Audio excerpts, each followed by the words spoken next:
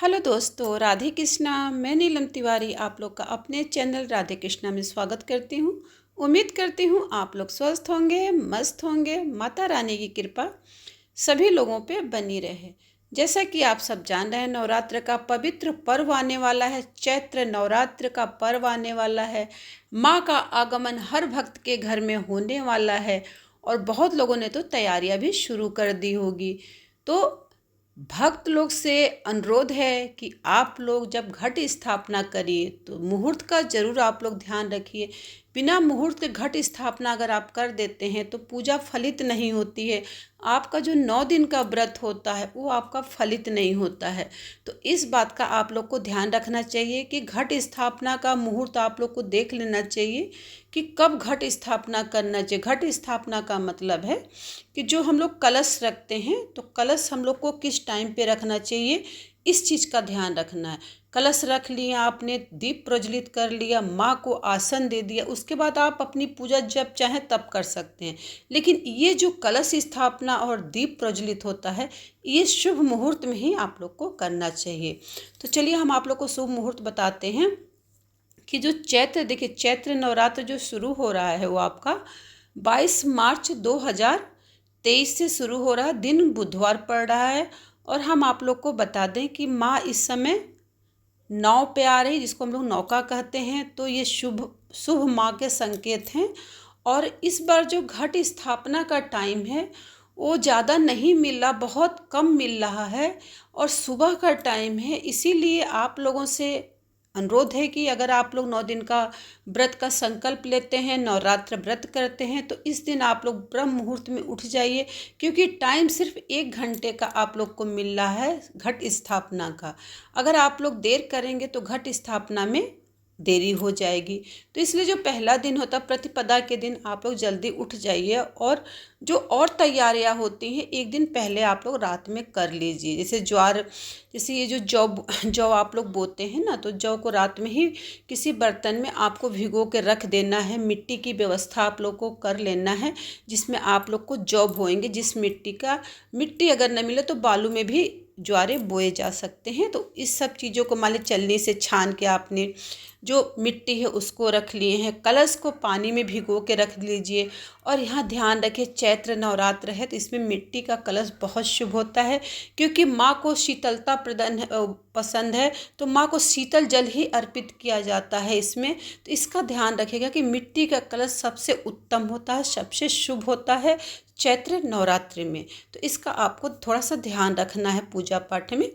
तो आपको क्या करना है, मिट्टी चाल के रख लीजिए। अगर उसमें कंकड़ उंकड़ रहेंगे ना तो आपके जो ज्वारे होते हैं वो अच्छे नहीं निकलते हैं। और जो जौ है उसको रात में पानी में आपको भिगो देना है। जैसे जब आप जौ को रात में पानी में भिगोएंगे ना तो उसमें जो खराब जौ होता है वो ऊपर आ जाता है और जो अच्छे जौ के दाने होते हैं वो नीचे बैठ जाते हैं। तो उनको आपको बो देना है। तो ज्वारे को आपको बोना है और जिस बर्तन में आपको ज्वारा बोना है ना उसी में मिट्टी का कलश आप लोग रखिएगा। ध्यान रखिए, अगर उसमें आप कलश रखते हैं ना तो ये बहुत ही शुभ संकेत होता है, बहुत अच्छा माना जाता है। चैत्र मास में अगर ज्वारे के बीच अगर मिट्टी का कलश रख के माँ को आप लोग पूजा अर्चना करते तो बहुत अच्छा होता है। तो ये इस चीज़ का ध्यान रखिएगा। जो बर्तन लीजिएगा जिसमें आपको ज्वारा बोना है थोड़ा बड़ा लीजिएगा और चारों तरफ आपको मिट्टी पूरी एकदम डाल देनी है, उसमें जौ डाल देना है। और उसके बाद कलश को बीचों बीच में थोड़ा सा ऐसे करेंगे तो मिट्टी हट जाएगी और आपका कलश वहाँ स्थापित हो जाएगा।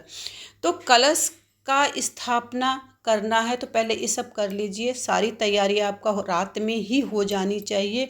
सुबह उठ के आपको बस सर सफाई करना है, माँ को चौकी देना है, चौकी पे लाल वस्त्र बिछाइए, माँ को बैठाइए, नवग्रह बनाइए।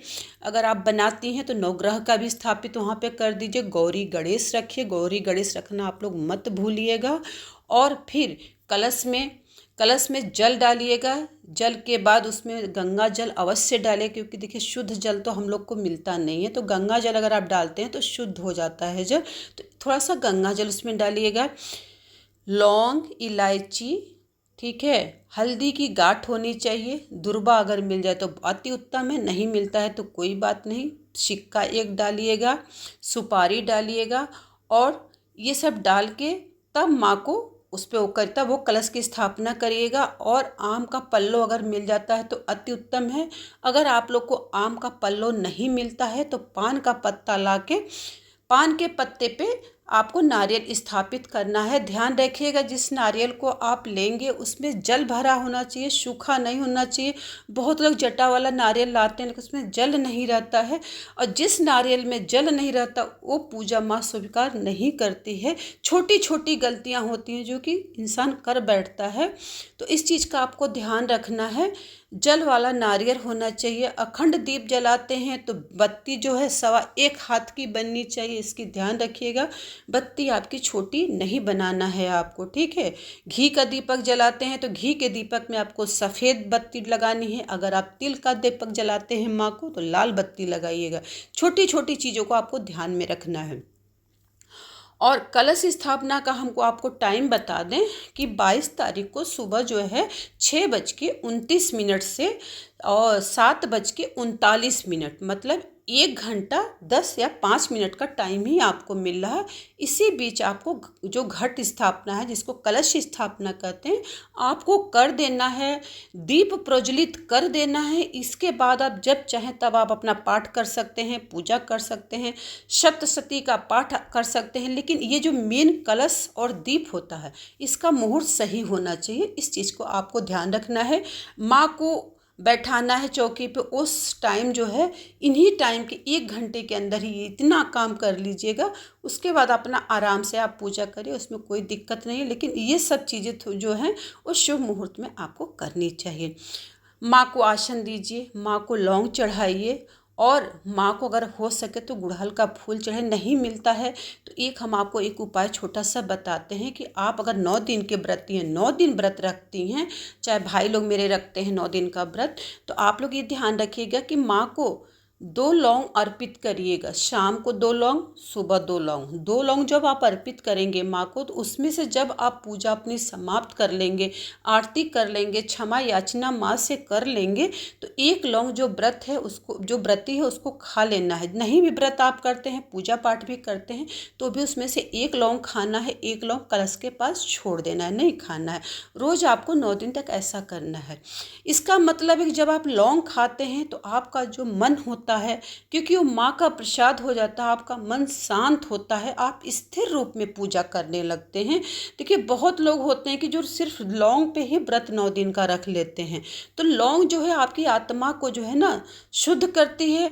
आपकी जो उत्तेजना होती है, नहीं होती कि बहुत ज़्यादा अजीब से विचार आते हैं, जब पूजा पाठ करने बैठो ना तो तरह तरह के खराब विचार आते हैं, दिमाग में चलते हैं, वो सब शांत हो जाते हैं और आपका भक्ति और पूजा में मन लगता है। तो इस चीज़ को आप लोग को अवश्य करना है। बात छोटी छोटी है लेकिन आप लोग को ध्यान रखना है, ठीक है। कोई ऐसी काम मत करिए जिससे कि मतलब आप 9 दिन का व्रत रह रहे हैं और आपको उसका फल भी न मिले। और आपकी तो माँ बहुत शुभ संकेतों द्वारा आ रही है, शुभ संकेतों के द्वारा उसका आगमन भी हो रहा है और प्रस्थान भी यहाँ से करेगी, तो उसका आना भी शुभ है, जाना भी शुभ है। 30 तारीख को नवमी है, 30 तारीख को, हाँ 30 को नवमी है आपको। तो नवमी के दिन वही है कि राम नवमी है, तो राम जी का भी इसमें वो होता है। माता जी का विसर्जन किया जाएगा। जो आपने घट स्थापना किया है उसका विसर्जन होगा, जो ज्वारे बुआए हैं उसका विसर्जन होगा। अगर नदी तालाब में आप विसर्जन कर सकती हैं तो बहुत अच्छा है, नहीं है तो घर में जो गमला है उसमें जल डाल दीजिए। जो फूल पत्ती है डाल देंगे वो खाद बन जाएगा। इस तरह जो सुपारी है उसको आप उसी गमले में डाल देंगे तो धीरे धीरे ओथी हो जाएगा। और माँ के जो 108 नाम है उनका जाप आप लोग को अवश्य करना चाहिए। कोई भी एक मंत्र उठा लीजिए माँ के, उस मंत्र का 9 दिन तक आप लोग जाप करिए। जाप आपको कभी भी तुलसी के माला से नहीं करना है, खासकर माँ के पूजा में तुलसी का प्रयोग आपको नहीं करना है। इस चीज़ का आपको ध्यान रखना है। बस छोटी छोटी बातों का ध्यान रखिए। इस तरह आप लोग नवरात्रि का पूजा करिए। माता की कृपा आप लोगों पे जरूर बरसेगी, आप लोग की मनोकामना जरूर माँ पूरी करेगी। मैं अपनी बाणी को यहीं पे विराम देती हूँ। अगर मेरी वीडियो थोड़ी सी भी अच्छी लगे तो शेयर और लाइक कर दीजिए। कमेंट बॉक्स में जय माता जरूर लिख दीजिए, क्योंकि नवरात्रे आ रहे हैं, इसमें कंजूसी बिल्कुल मत कीजिएगा। सभी लोगों को नवरात्रि की बहुत बहुत बधाई जी। धन्यवाद।